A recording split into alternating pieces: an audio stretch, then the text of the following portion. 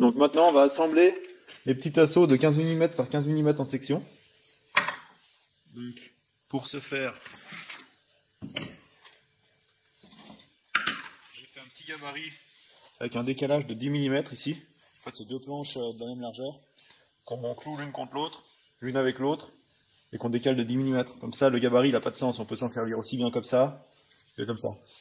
Donc ça, c'est juste pour décaler le premier tasseau de 10 mm du sol. Moi, j'aurais pu faire un tasseau de 15 plus 10, soit 25. Mais voilà, comme ça, on a tous les mêmes tasseaux au visu, c'est plus joli. À fleur à l'arrière.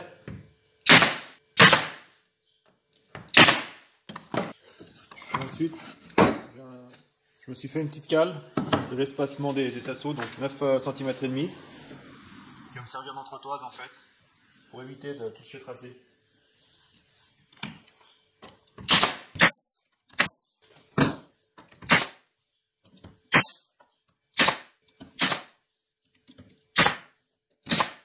Donc maintenant, on va regarder pour usiner les tablettes en croisillon. Donc, pour ce faire, moi, ce que je fais, je coupe déjà les tablettes à la longueur de la diagonale plus 1 mm. Donc là, on a 757 de la longueur totale de la tablette. Ça, c'est un agrandissement. Donc là, on est sur le caisson B et D. Donc caisson B, c'est ici. Donc là, on a la tablette, on voit le côté du caisson, l'étagère. Et ça, c'est la tablette en X. Donc nous, ce qu'on veut, on va commencer par faire cet angle-là. Donc cet angle-là, on va passer en fait la tablette debout. Donc comme ça. Donc on veut l'angle ici. Donc moi, ce que je fais, c'est qu'ici, il faut s'imaginer que la lame va passer là, et qu'ici, c'est la table de la machine. Donc, ce qu'il nous faut, en fait, c'est cet angle-là. Donc cet angle-là, je le reporte sur un morceau de bois. Comme ceci. Donc cet angle-là, c'est l'angle qui est ici. Voilà. Donc, une fois que j'ai fait mon triangle, je le visse sur un petit plateau pour avoir un support. Et ensuite, je viendrai fixer ma tablette comme ça, à l'aide de serre-joints, pour pouvoir passer à la circulaire et avoir une coupe bien propre. Donc, la coupe s'arrêtera, en fait, pile au milieu de l'épaisseur du panneau. Voilà. Et l'autre angle, ben, en fait, ça sera, on aura 33 degrés. Donc c'est l'angle qu'on a ici. Bon là il suffit de le mesurer, ça fait 33 degrés. Donc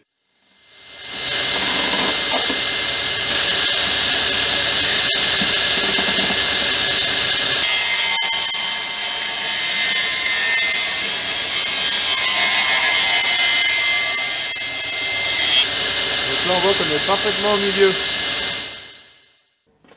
Donc maintenant on va incliner notre lame à 33 degrés.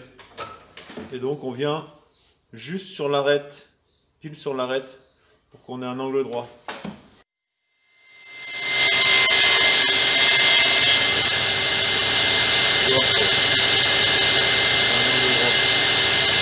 Pour l'emplacement des coupes, on positionne les croisillons. Une fois qu'ils sont en place, un petit coup de crayon là, pareil de l'autre côté, dessous de chaque côté. Et on a la coupe, la matière qu'on doit enlever là. Donc sur celle-là on enlèvera sur la moitié de la largeur. Plus 5 mm pour se garder un peu de marge. On enlèvera cette partie-là, et sur celle-là, juste la partie du haut. Pour couper, on va commencer par le trait extérieur à droite. On se met en butée. Une fois qu'on a fait notre coupe là, on positionne cette cale qui correspond en fait à l'épaisseur d'un panneau, 19 mm, moins le passage de la lame, 3 mm. Donc cette cale, elle fait 16 mm. Une fois qu'on aura fait notre première coupe, on décale notre tablette de l'épaisseur de la cale, et ensuite on coupe, et là on aura parfaitement l'épaisseur du panneau.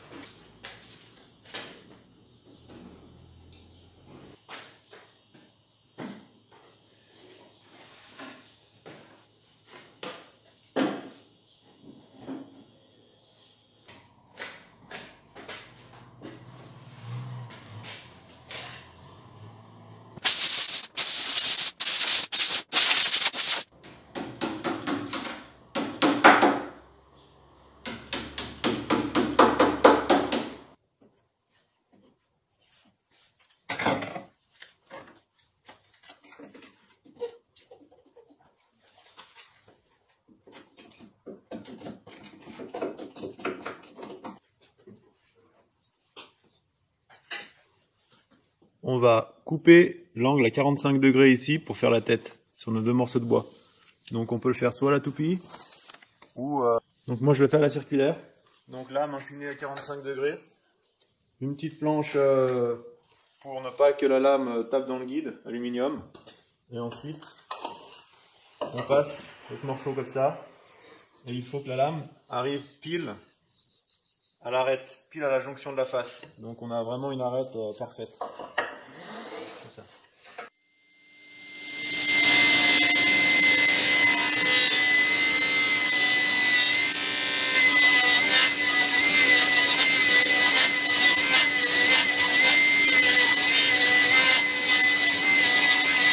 Donc maintenant, le collage de la tête. Pour coller, on va utiliser du scotch.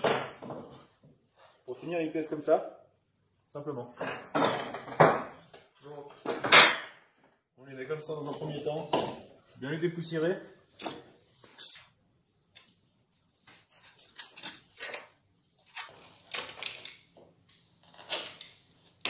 Ensuite, ce que je fais, je remets un scotch sur la longueur. Je tire toujours un petit peu plus parce que c'est pour pas que la colle coule.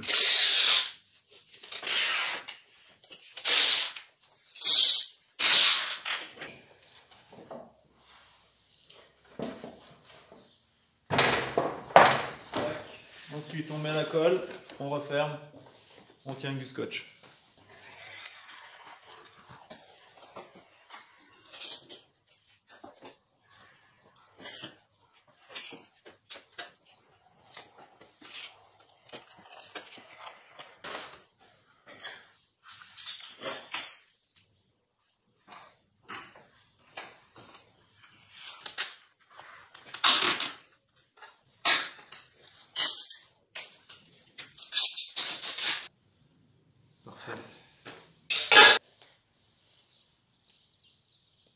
On va coller cette petite pièce là.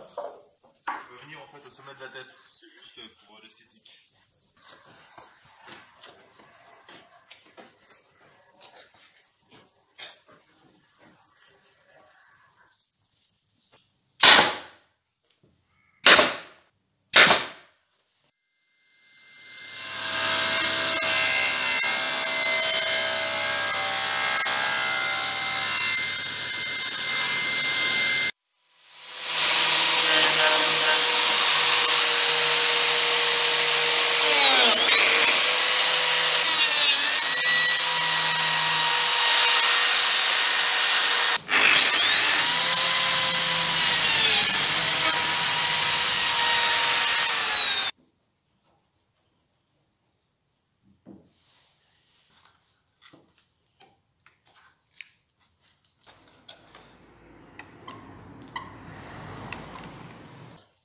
Donc ce panneau là c'est pour faire la porte et la tique. Donc j'ai pris un seul panneau, comme ça avec la chute, vu que la tique vient au-dessus de la porte, on a le veinage du bois qui suit entre la porte et la tique, ça sera plus joli.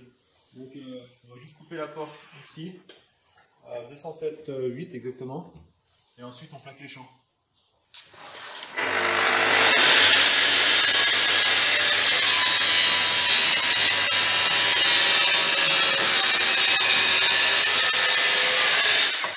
Donc maintenant on va installer la porte avec des charnières invisibles. Donc ça, le perçage est à 35 mm et on va le faire à 20 mm du bord de la porte. Donc pour la répartition, on en met toujours deux sur le haut de la porte, un peu plus serré, car c'est là où il y a le plus de poids, donc la porte a toujours tendance à tomber. Donc on en met deux sur le haut, ça tient mieux.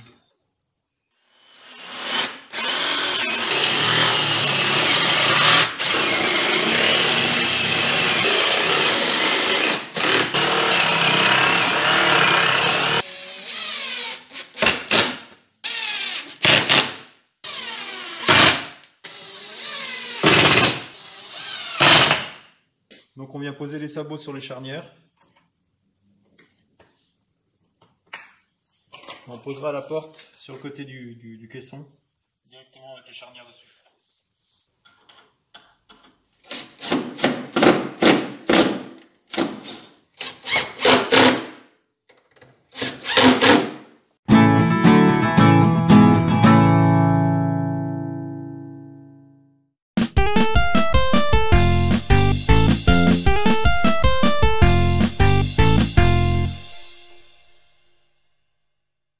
Voici l'huile Rubio.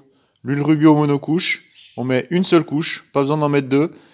Lorsqu'on l'applique, il y a une liaison moléculaire qui se fait avec la cellulose du bois, ce qui fait que le séchage est quasiment instantané. Alors on a plusieurs contenances, on peut avoir des 100 ml comme ça, des flacons de 100 ml et d'autres flacons d'1 litre. Donc plus on prend en grande quantité, moins c'est cher au litre, bien sûr. Et on n'est pas obligé, mais moi je fais à chaque fois, c'est de le mélanger avec un accélérateur. Donc déjà sans accélérateur, ça sèche relativement vite, et avec l'accélérateur, c'est quasiment instantané. Donc l'avantage, c'est que dans un atelier où on peut avoir beaucoup de poussière, on peut faire la finition et on n'est pas obligé d'attendre quelques heures, voire quelques jours, que l'huile sèche, comme de l'huile de lin traditionnelle qui met très longtemps à sécher. Donc si on le met dans un coin de l'atelier et qu'on fait de la poussière va venir se coller dessus. Ici, avec ce produit-là, on fait la finition, on le met de côté pendant, on va dire, allez, 5 minutes, et ensuite on peut refaire de la poussière va venir se poser dessus, on mettra juste un petit coup de chiffon, un petit coup de soufflette, et la poussière s'enlèvera, elle va pas rester collée au produit, parce que le produit sera déjà sec. Pour appliquer le produit, on peut le faire au rouleau, au pinceau, à la mousse synthétique. Il faut prendre des matériaux synthétiques ou avec un pad, comme ça. Donc c'est un pad qu'on met sur une ponceuse excentrique. Donc celui-là, il fait 125 mm. Ça remplace un disque abrasif, mais donc c'est juste de la mousse pour pouvoir passer l'huile. Donc on met de l'huile, un petit coup de pad dessus et c'est tout. 5 minutes après avoir appliqué l'huile, on prend un chiffon et on vient essuyer le surplus d'huile, simplement. Et la finition est terminée. Alors ici on a l'ajout de finition du caisson E. On va faire la finition à l'huile. Donc on met un petit peu d'huile, comme ça.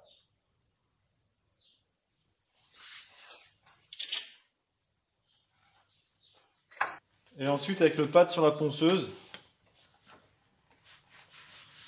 on vient étaler l'huile.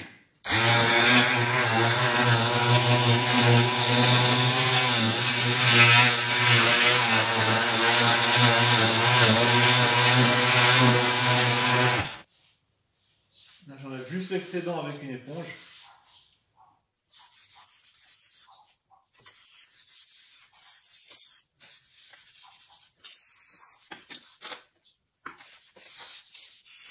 Et là on peut voir que c'est déjà sec. C'est déjà sec au toucher.